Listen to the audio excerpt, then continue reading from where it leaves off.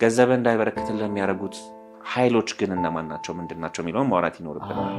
ታጠናለህ ውጤት የለም፣ ትሰራለህ ትርፍ የለም፣ ገንዘብ አለ አይበረክትም፣ ይመጣል ይወጣል፣ አታውቀውም። ገብቷል? ታፈቅራለህ ወፍ የለም።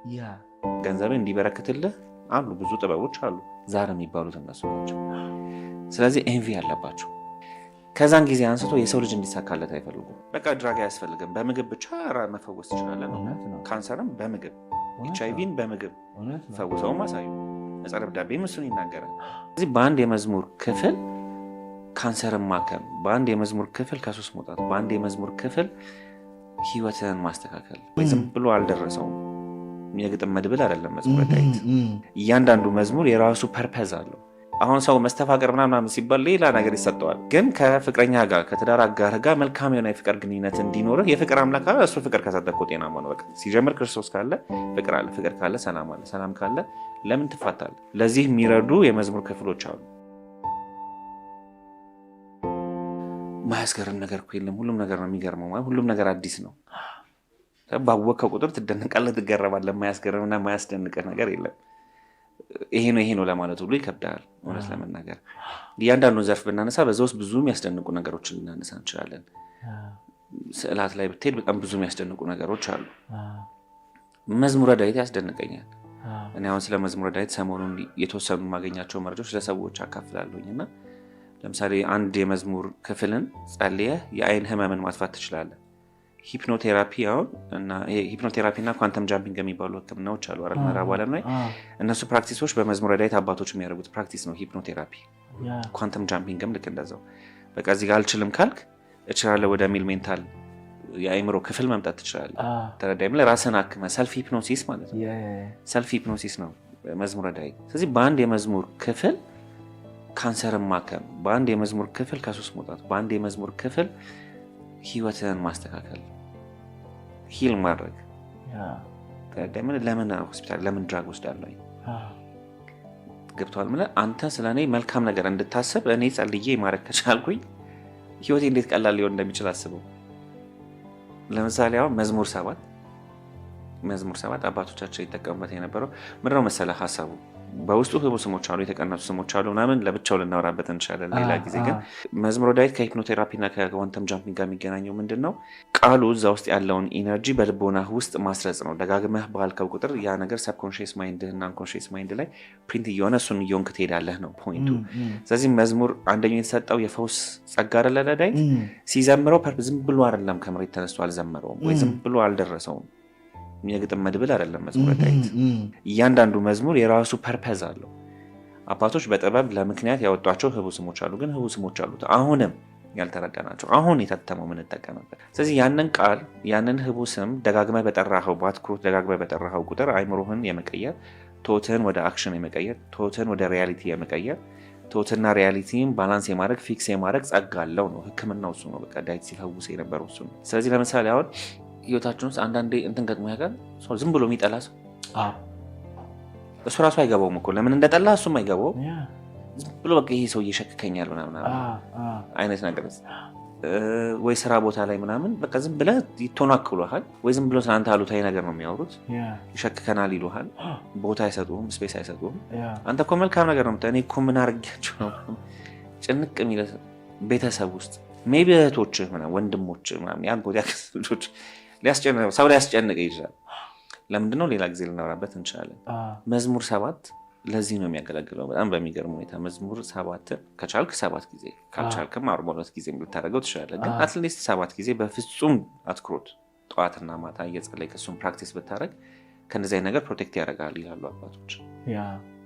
የገንዘብ መትረፍረፍ ብፈልግስ የማነበው መዝሙር ክፍል አለ ወይ? ለየትኛውም አይነት ነገር አለው ክፍል። የገንዘቡንም አልመለሰልህ ለምንድን ነው መሰለህ? ገንዘብህ እንዲዝረከረክ የሚያደርገውን ኢነርጂ ሌላ ቁጭ ብለህ ማውራት ስላለብን። ምክንያቱም ሰዎች አሁን ለምሳሌ እኔ ይህን ነገር ያውቃል ብለው ስለሚያስቡ መጀመሪያ መጥተው የሚጠይቁ ነገር እኔ የምልህ ለወሲብ የሚሆን ነገር ምናምን የሚል ሰው አለ። ማለት የፍቅር ግንኙነትን የተሻለ ለማድረግ አሁን ሰው መስተፋቅር ምናምን ሲባል ሌላ ነገር ይሰጠዋል። መስተፋቅር ጥሩ ነው እያልኩኝ አይደለም። ግን ከፍቅረኛ ጋር ከትዳር አጋር ጋር መልካም የሆነ የፍቅር ግንኙነት እንዲኖርህ የፍቅር አምላክ ካለ እሱ ፍቅር ከሰጠህ ጤናማ ነው። በቃ ሲጀምር ክርስቶስ ካለ ፍቅር አለ፣ ፍቅር ካለ ሰላም አለ፣ ሰላም ካለ ለምን ትፋታለህ? ለዚህ የሚረዱ የመዝሙር ክፍሎች አሉ። ሌላ ተአምር የለውም። ገንዘብ ሀብት ነው። ራሱ ክርስቶስም እኮ ስለ መክሊቱ የነገራቸው ነገሮች አሉ። ገንዘብህ እንዲበረክትልህ አሉ፣ ብዙ ጥበቦች አሉ። ገንዘብህ እንዳይበረክትልህ የሚያደርጉት ኃይሎች ግን እነማን ናቸው? ምንድን ናቸው የሚለውን ማውራት ይኖርብናል። እነማን ናቸው? ዛር ይባላል። ዛር የሚባል ኃይል አለ። እሺ፣ ምንድን ነው የሚያደርገው? እኔ የኢትዮጵያን ታሪክ ማወቅና መረዳት የሚፈልግ ሰው፣ ስለ ሴክሬት ሶሳይቲዎች ማወቅ የሚፈልግ ሰው፣ ስለ ኢሉሚናቲ በተለምዶ የሚባለው ነገር ታምናለህ? በእነሱ አሉ ድብን አድርገው ነው አረተው እንዴ? ምን ራል ሴክሬት ሶሳይቲ ሚስጥራዊ ማህበረሰብ የሚባሉ በደንብ አሉ። ቅድም አሁን ፈረንሳይን ለምክንያት ምናምን አላልኩም? ፈረንሳይ ውስጥ ለምሳሌ ፕራዮሪ ኦፍ ዛይን የሚባል አለ። እሺ አሉ እንደየሀገራቱ በጋራ አንድ ሆኖ የሚሰሩ አሉ። ለየብቻ የራሳቸው አጀንዳ ምናምን ኃይል ያላቸው አሉ። ብቻ አሁን ኒው ወርልድ ኦርደር የሚባለውን አዲሱ የዓለም አገዛዝ የሚባለውን ማስፈን ወይም መመስረት የሚፈልገው አካል አለ። እሱን አካል የሚመራው ወይም ደግሞ እነሱን እንደ ፈረስ የሚጠቀሙባቸው የዛር መናፍስቶች ናቸው። ኧረ ሰዎቹን ይጠቀሟቸዋል። ያው ኢሉሚናቲ ምናምን የሚባለው ሲስተም የነሱ በሰው ላይ አድረው የአዳምን ወይም ደግሞ የኢትዮጵያን የገዥነት ኃይል ከኢትዮጵያ ለመንጠቅ የሚሰሩ ኃይላቶች ናቸው። እነዚህ ዛር የሚባሉት የአዳምና የሔዋን ልጆች ናቸው። በደንብ በጣም ሰፊ ታሪክ ስለሆነ ሜይ ቢ ሌላ ጊዜ ከጋበዝከኝ እናወራበታለን። የአዳምና የሔዋን ልጆች ናቸው። ሰባቱ አባቶች አሉ አይደለ? የአዳም ልጆች እነ ሄኖክ እና ያሬድ እንደዚህ የመሳሰሉትን የመጀመሪያውን አዳም ወደ ምድር ሲመጣ ተቅበዘበዘ። ምክንያቱም ያጣው የገዥነት ኃይሉን ነው። እኔ ባሪያኔ በአምሳሌ ፈጥሬ ያለው ሲለው የእግዚአብሔር ጠልሰም ነው አዳም። ስለዚህ አጠቃላይ ምድርንና ሁሉንም ፍጥረታቶች የሚገዛበትን ኃይልና እውቀት ጥበብ ሰጥቶታል። ጉንዳንን የሚያዋራበትን ጥበብ ሰጥቶታል። እና የጉንዳንን ሰራዊት የሚመራበትን ጥበብ ሰጥቶታል። ሰማያትን፣ ፕላኔቶችን፣ መላእክትን፣ ካለ ፍጥረታት ሁሉንም የሚገዛበትን ነገር እሱን ተነጠቀ። ተረዳኝ። ከዛ በኋላ በብዙ ምናምን መልሶ ሰጠው ያንን እውቀት። አነገሱት መላእክት ስርዓተ ንግስናውን ፈጽመውለት ማለት ነው ለአዳም ሲፈጽሙለት። በነገራችን ላይ ሴሬሞኒ ነበረው። አሁን ነገስታቶቻችን የሚለብሱት ልብስ ቅዱሳን መላእክት ለአዳም ያለበሱት ነው። ዘውዱ ጳዚዮን ይባላል። ለአዳም ጳዚዮን ሰጥተውታል፣ ዘውድ አድርገውለታል። መቼ ነው ያደረጉለት? ያን ሶሪ አላውቅም ላይ ማለት ክርስቶስ ከመምጣቱ በፊት ነው። ኧረ ገና ስነ ፍጥረት ላይ ነው የምልህ። ገነት እያለ ተነጥቆ ነበረ። ብቻ ተመልሶ ተሰጠው ያ እውቀት። ስለዚህ እሱን ለበኩር ልጁ ነው አሳልፎ የሚሰጠው። የበኩር ልጁ ለበኩር ልጁ የበኩር ልጁ እየተሰጠ ነው የሚሄደው ነው ሀሳቡ። ስለዚህ ለበኩር ልጁ ሊሰጠው ልጆቹን አዘጋጅቷቸው ነበር። ከዛ ልጆችን አምጣና አስመርቀኝ ሲለው አይ እግዚአብሔር ሊወስድብን ነው አላቸው። በጣም ቆንጆዎች ናቸው። አዘጋጅቷቸዋል፣ ሬዲ አድርጓቸዋል። ስለዚህ እነሱን እንዲያወስዱብን በደንብ አንተን እንዲተኩ ሌሎቹን ልጆች ሁለተኛውን ጄኔሬሽን እንስጣው ብለው መከሩ። እነዚህን ዋሻ ውስጥ ደበቋቸውና እነዛን ሰጡት ማለት ነው። ከዛ አብረውን የተማከሩት አዳምና ሔዋን ከልጆቹ ጋር። ስለዚህ ይህንን ተማክራችሁ ስላደረጋችሁ ብሎ እግዚአብሔር ረገማቸው፣ አዘነባቸው። የበኩርናቸውን አጡ። ዋሻ ውስጥ እዛው እንደተሰወራችሁ ተሰውራችሁ ቅሩ ተብለው ተረገሙ። ዛር የሚባሉት እነሱ ናቸው። ስለዚህ ኤንቪ ያለባቸው በቀል ነገር ምክንያቱም እነሱ ሊወስዱት የነበረውን የገዥነት ኃይል ስለተነጠቁ ማለት ነው። ከዛን ጊዜ አንስቶ የሰው ልጅ እንዲሳካለት አይፈልጉም። የቤት ጣጣ ሲባል ሰምተሃል? የቤት ጣጣ እንደዚህ ምናምን የሚባሉ ነገሮች እነሱ ናቸው። በእያንዳንዱ ቤተሰብ ውስጥ አሉ። ጄኔቲካሊ ሁሉ ተራብተዋል። እሱን ሌላ ጊዜ ልናወራበት እንችላለን። አሁን እንደዚህ ሲባሉ የምንሰማቸው ነገሮች ይሄ አሁን ማውራህ ነገር ኢትዮጵያ ውስጥ በደንብ አለ። ከኢትዮጵያ ጀምሮ ሱዳን፣ ሶማሊያ፣ ኤርትራ፣ ግብፅ፣ ኢራን፣ ኢራቅ፣ አረብ ምናምን እስከ እስራኤል ድረስ የሚሄድ ነገር ነው ማውራ ካልቸሩ፣ የዛር ካልቸር እና የዛር ዶሚኔሽን ማለት ነው። ስለዚህ ከዛን ጊዜ ጀምሮ ያንን የተነጠቁትን የገዥነት ኃይል ማግኘት ስለሚፈልጉ እውቀቱንም ስለሚያውቁ እሱን ለማግኘት በሰዎች ላይ አድረው ሲሰሩ ነበረ።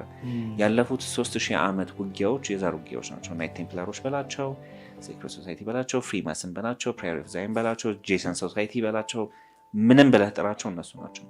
እንዴት ማለት ሳሻ ፊርስ፣ ቢዮንሴ ምናምን። እኔ አሁን ሰው ኢሉሚናቲ ጄዚ እንደዚህ ያለ ምናምን ሳሻ ፊርስ እኮ የዛር መንፈስ ናቸው ማለት በደንብ ብሬክዳውን አድርገን ልናየው እንችላለን።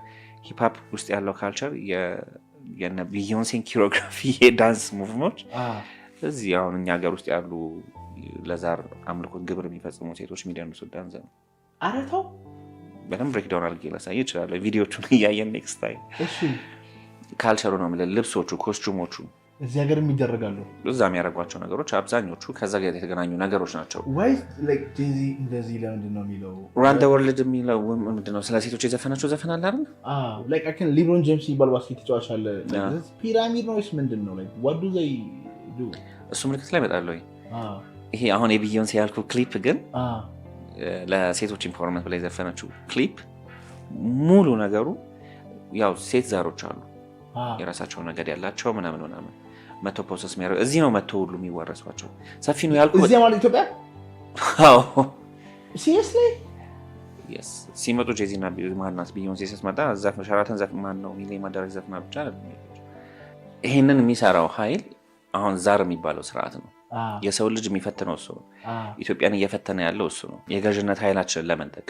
እንጂ ሳጥናኤል ጉዳዩ አይደለም አንተ ገዛ አልገዛ አንተ መቀመቅ ማውረድ ነው እንጂ እሱ ጉዳዩ እዚህ ምድር ላይ ያንተ ገዥ መሆን ምናምን አይደለም ሳጥናኤል ጉዳዩ አይደለም እሱ የማይታየው ዓለም ነው ዋና ትኩረታቸው ገብቷል እነዚህ ግን በቃ ላይክ ተንኮል ነው በቃ ኢትዮጵያን የገዥነት ኃይል ነጥቆ ያጡትን ያንን ዶሚናንስ ኤንሸንት ወርልድ ኦርደር ያጡትን ኤንሸንት ወርልድ ኦርደር አግኝተው ኒው ወርልድ ኦርደር መመስረት ነው ለምን ሰው የሚያደርገውን ነገር ስታይ ጤናማ አይደለም መገዳደሉ እህት ወንድሙን ይደፍራል የምታየው ነገር ሰዋዊ ሃው ማለት በቃ ለዛ ነው ቀደም ያልኩ አሁን እነዚህን ይሄንን ፐርስፔክቲቭ ማየት ያስፈልጋል ለምሳሌ አባቱ አሁን ለምሳሌ ስኪዞፍሬኒያ የሚባል በሽታ አለ አይደል አይፈወስም አይደል ዲፕሬሽን እኮ መድኃኒት እየዋጥክ ትኖራለህ እንጂ ሲቪየር ከሆነ አትፈውሰውም ኢፒሌፕሲ ምናምን የሚባሉ በሽታዎች አባቶች ለምንድነው የሚፈውሳቸው ኢትዮጵያ ውስጥ ስኪዞፍሬኒያ እኮ ይፈወሳል ምንጩነቱ ስለሆነ ነው ሃሉሲኔሽን እዚህ ጋር ሰው አናገረኝ አዋረኝ አንሾካሾክብኝ ምናምን ያቀለልኩት አይደለም የሚሉት ነገሮች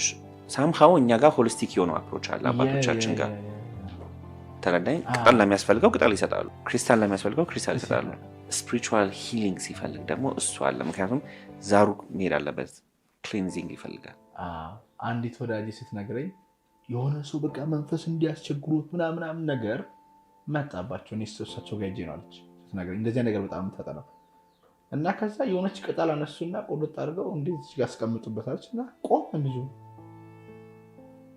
እናቶቻችን ሲወልዱ ብረት ይይዛሉ አሉ ሲወልዱ በጣም ነሐስ ብር ምክንያቱም እነሱ አይወዱም እሱን ስለማይፈልጉ እሱን ስለማይወዱ የማይወዱትና የሚጠሏቸው ነገሮች አሉ ለምሳሌ የድሮ አባቶችና እናቶችን ካየ ግቢያቸው ትላልቅ ግቢ ያላቸው አባቶች ግቢ ውስጥ የግራር ዛፍ አለ ትላልቅ አባቶች ግቢ ለምን ግራር ጸጋ ስላለው መንፈሳዊ ጸጋ ስላለው ግራርን ስለማይወዱ ግራርን አይቀርቡ ጽላቱ ከምንድን ነው የሚሰራው ከግራር ነው መንበሩ ከምንድን ነው ከግራር ነው እጣኑ ራሱ ከግራር ነበር የሚሰራው ይዘጋጀው ጌታችን የተሰቀለው መስቀሉ በምንድን ነው የተሰራው ከግራር ስለዚህ ኢቨን ቅዠት ሲያስቸግራቸው አባቶች የግራር ቀንጠፍ አድርገው ቤድሩም ውስጥ ያደርጉ ነበር መኝታቸው ላይ ያደርጉ ነበር ኦኬ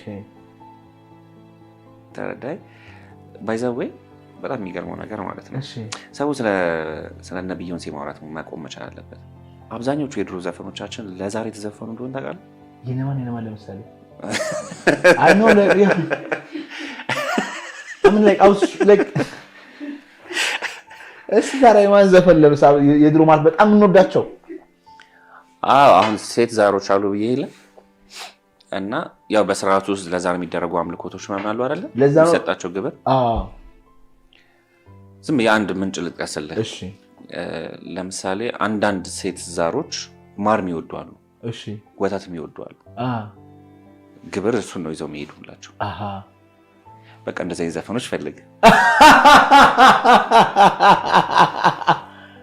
ዋው ስለዚህ ማር ተብሎ ዘፈን አይ እኔ ማር ዘፈን አላልኩም no so like why are they ለምን እንደዛ የሚባለው ነገር ብዬ እየጠየቅኩ I'm not saying like ሰዎቹ ያመለኳቸው ላይሆን ይችላል ግን የማህበረሰብ ዘፈን የሚባል አለ አይደለ እንደዛ መስሏቸው ሊሆን ይችላል እሺ እዚህ ጋር ግን መዝጊያ እንድታረግልኝ የምፈልገው ነገር እኔ አሁን ላይ በዚህ ስራዬ ብዙ ሰዎች ቴራፒ ያደርጋለሁ ሰዎች ጋር ቁጭ ብዬ አወራለሁና ከፍተኛ የሆነ የመተት አሰራር አለ ኢትዮጵያ ውስጥ በጣም ያስደነቀኝ ነው ምልህ ማለት ነው ልክ አሁን ቤተክርስቲያን ሄደን እንትን እንደምንለው እጅግ በጣም የሆነ በመተት ሰው ተጥላልፏል አልቋል አንዳንዱ እንዶ ቤተ እምነትን ደግሞ ሽፋን አድርጎ የሚሰራል መጽሐፋቸው ላይ ሊትራሊ ያስቀምጠውታል።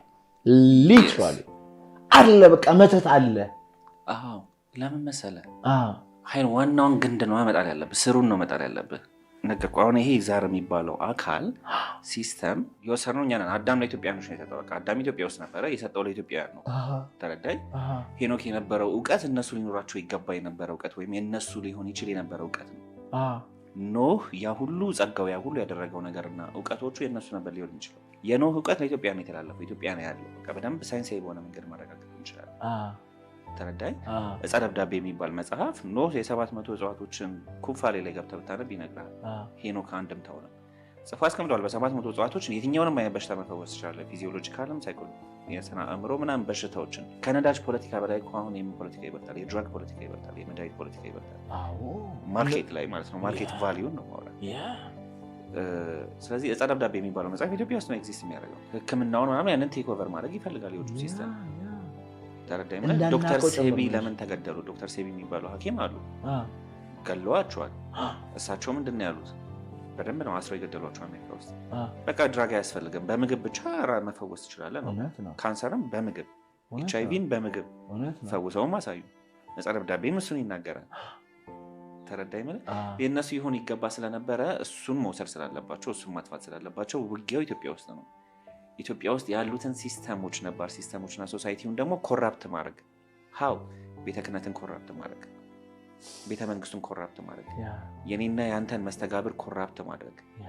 ገብቷል። ጸበል ስትሄድ የምትሰማው ታሪክ አለ። ወይ ሴቷን ያገቧታል ይዋረሷትና፣ ወይ ወንዱን ያገቡታል። ትዳር አይሰንብልም። በቃ ትዳር እምቢ አለኝ ነው። ሴክሹዋል ዳይስፋንክሽን ገብቷል። ማለት ሌላ ቦታ ላይ ምናምን በቃ ችሎበት ምናምን መጥቶ ከእሷ ጋር ሲሆን ቤት በኩል ገብቷል። ትዳር ይፈርሳል። ምክንያቱም የማህበረሰብ መጀመሪያው ትዳር ነው። ለምን ትዳር አይደለም አገር ትዳር ማቆም እኮ አቅቶናል። አሁን ትዳር ማጽናት አቅቶናል አይደለ? ፍቺ ይመጣል። ለምን? ኮራፕት እያደረጉን ስለሆነ ትዳሩ። ሀው ብር በረከት የለውም። ሀው ሴክሹዋል ግንኙነት ደስታ የለውም። አትተማመንም። መታየት እንፈልጋለን። ባይዘው አንደኛው የዛር ማኒፌስቴሽን እንደሆነ ታውቃለህ? መታየት፣ ከንፈርህን ማሳየት ሊሆን ይችላል። አሁን ፎለን ኤንጅሎች የሚባሉት ያስተማሩት አለ አይደል?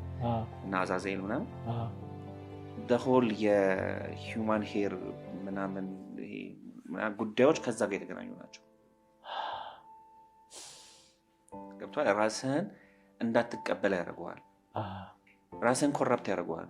በጣም ብዙ በህይወታችን ውስጥ በስታይላችን፣ በአኗኗር፣ በአባባላችን፣ በአኗኗራችን ውስጥ ኮራፕት አድርገውን ገብተዋል። አሁን ያለችው ኢትዮጵያ የኖረችው ለዛ ነው። ስለዚህ ምን አይነት ፈተና ውስጥ ነን፣ ምን አይነት ውጊያ ውስጥ ነን የሚለውን ለመረዳት አውዱን መረዳት እንችላለን። አውዱን ከተረዳ፣ ውጊያውን ከተረዳ ስትራቴጂ ዴቨሎፕ ታደርጋለህ። እንዴት እንደምትዋጋው። እንዴት ነው የምትዋጋው? ውጊያውን በማወቅ መጀመሪያ እነማን ናቸው የሚለውን ማወቅ፣ ምንድን ነው እያደረጉን ያለውን የሚለውን ነገር ማወቅ። የሃይማኖት አባቶችም ይህ ኃላፊነት አለባቸው። ከየት መጡ፣ እነማን ናቸው፣ ምንድን ናቸው፣ እንዴት ነው ማኒፌስት የሚያደርጉት፣ መንፈሳዊ አሰራሩ ምንድን ነው፣ እንዴት ነው የምንከላከላቸው የሚለውን ነገር ማወቅና መረዳት መቻል አለብን። ተረዳኝ። ካበላል፣ ካለባበስ፣ የምትጸልያቸው ነገሮች፣ የህይወት ዘይቤ ሁሉ መስተካከል መቻል አለብን። ዓለምን የምንረዳበት መንገድ ተረዳኝ ብለህ ስለ ገንዘብ፣ ስለ ፋይናንሻል ነገር፣ ስለ ትራንዛክሽን፣ ስለ ብር ቫሊዩ የምናወራ ከሆነ ስፒሪቹዋል ፐርስፔክቲቭንም መረዳት መቻል አለብን። የገንዘብን ስፒሪቹዋል ፐርስፔክቲቭ ዛርም መረዳት መቻል አለብን። የመንፈሳዊ አሰራሮችን መረዳት መቻል አለብን እንጂ ቁጭ ብለህ ዩቲዩብ ላይ ራሳቸው ያስቀመጡትን እያየ ሊል ዋይን ምናምን ብትል አይሆንም። አይመጣም። ምክንያቱም ትምህርት ስርዓቱ ያን ነው የሚሰራው። ቅድም እንዳልከው የቢግ ፋርማ ካምፓኒዎች ሳም ስሚዝ ይባል ዘፋኝ ያለ የሆነ ስፖንሰር ያሉት ነው ናቸው። ሲሪየስሊ ገባ። የሰው ልጅ ራሱን ማከምና ማዳን ይችላል። አሜሪካን ውስጥ ብትሄድ አሁን ቤታቸው የሆነ ፋርማሲ የሚመስሉ የመድኃኒት ማጥር ነው ያሉ and they are dying ካንሰር፣ ሃርት ዲዚዝ ምናምን።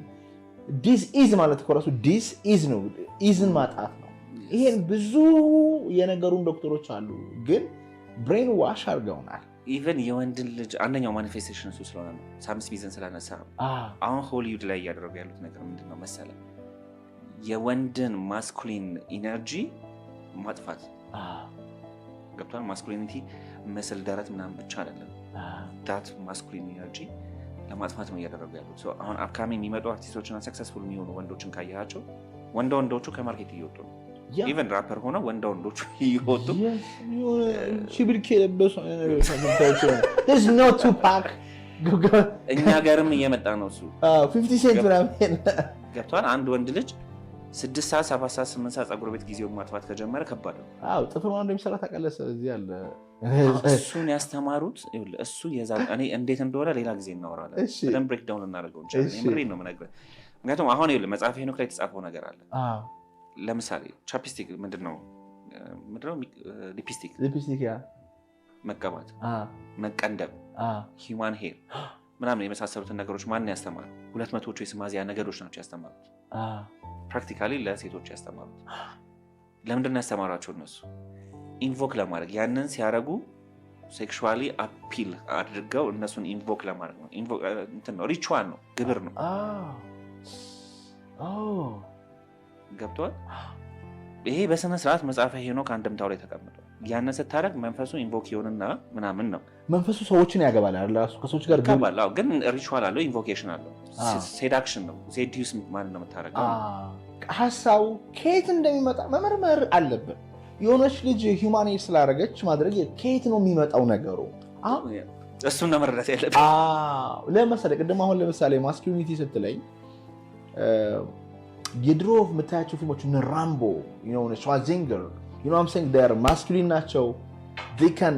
ገብተዋል።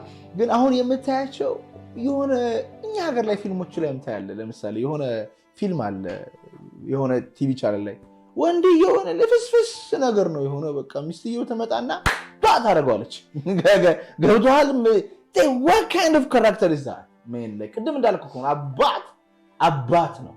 አየህ፣ ሪስክ ቴከር፣ መፈራት መከበር አለ። መሪ ነው፣ ሊደር ነው።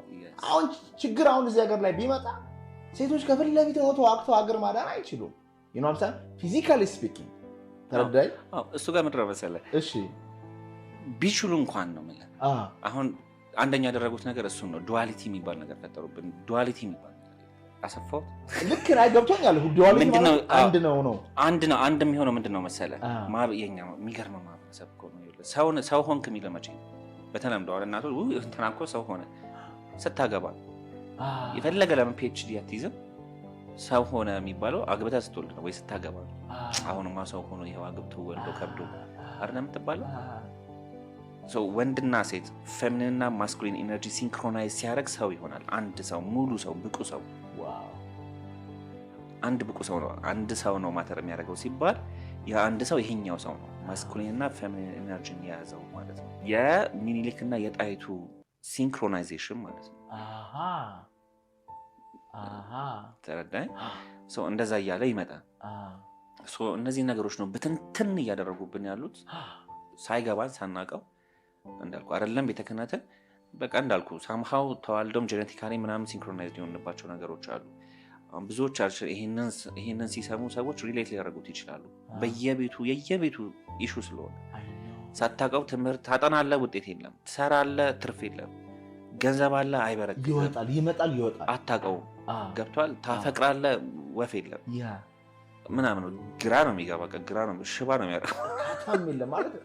ብር ያለውም ይጨነቃል፣ የሌለውም ይጨነቃል። ገብቷል። በቃ እርካታ የለም፣ የትም ቦታ እርካታ የለም። ምንድን ነው ከየት ነው የመጣው ነገር የሚለውን ስታየው ያ ስፒሪቹዋል ዳይሜንሽን ይመስላል።